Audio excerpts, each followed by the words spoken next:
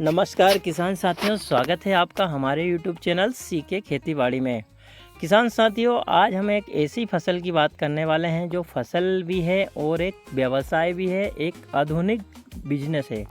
तो किसान साथियों, हम आज किस विषय पे बात करने वाले हैं उससे पहले आप हमारे चैनल को सब्सक्राइब कर लीजिए और बेल आइकन दबा दीजिए, जिससे आपको हमारा नोटिफिकेशन हमेशा मिल जाया करे। किसान साथियों, आज हम बात करने वाले हैं चंदन की आधुनिक खेती की। एक लाभकारी कृषि व्यवसाय है, क्योंकि चंदन वैज्ञानिक पद्धतियों से करने पर बेहतर उत्पादन और अधिक लाभ प्राप्त किया जा सकता है।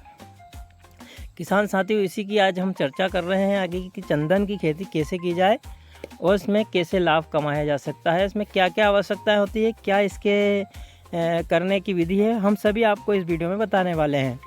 इसके लिए उपयुक्त जलवायु और मिट्टी की आवश्यकता होती है। चंदन के पेड़ उष्णकटिबंधीय और वायु में अच्छी तरह बढ़ते हैं।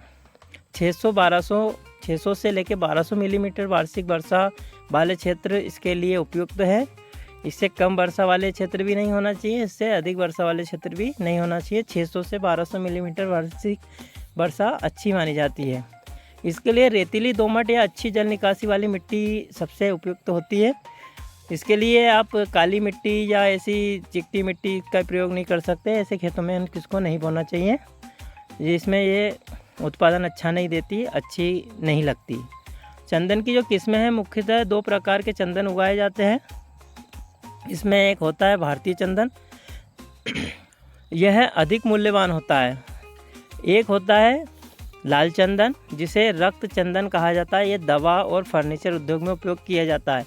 ये दो वैरायटियां चंदन की होती है। अब हम बताते हैं खेती करने की विधि।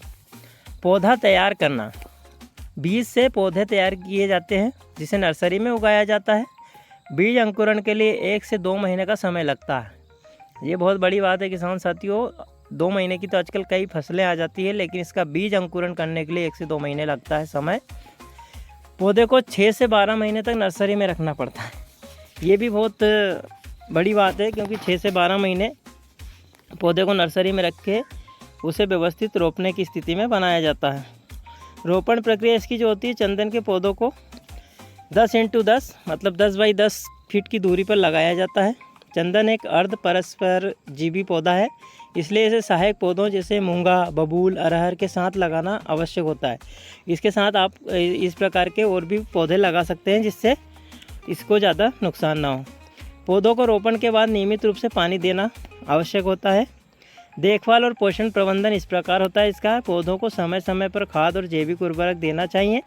खरपतवार नियंत्रण, कीट रोगों से बचाने के लिए जैविक कीटनाशकों का उपयोग करें।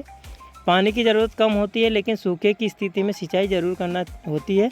कम तो लगता है पानी, लेकिन देना पड़ता है। कटाई और लाभ। इसके जो कटाई है, चंदन के पेड़ की परिपक्व होने में समय लगता है 12 से 15 वर्ष लगते हैं। इसका एक पेड़ जो है कंप्लीट होने में 12 वर्ष से 15 वर्ष ले लेता है। कटाई के बाद इसकी लकड़ी और तेल को बाज़ार में बेचा जाता है, जिससे 20 से 50 लाख रुपए प्रति एकड़ तक का लाभ हो सकता है। किसान साथियों, सरकार से अनुमति लेकर ही चंदन की कटाई और बिक्री की जा सकती है।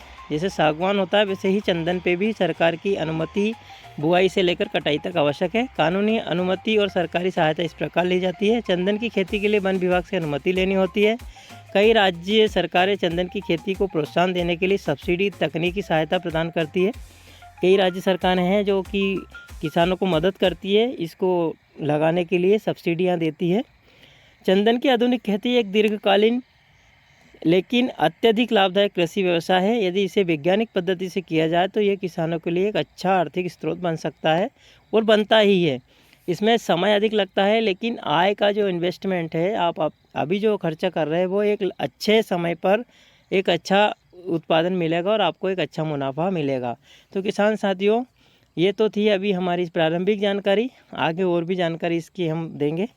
तो वीडियो अच्छा लगा हो तो शेयर करें, लाइक करें और चैनल को सब्सक्राइब करें।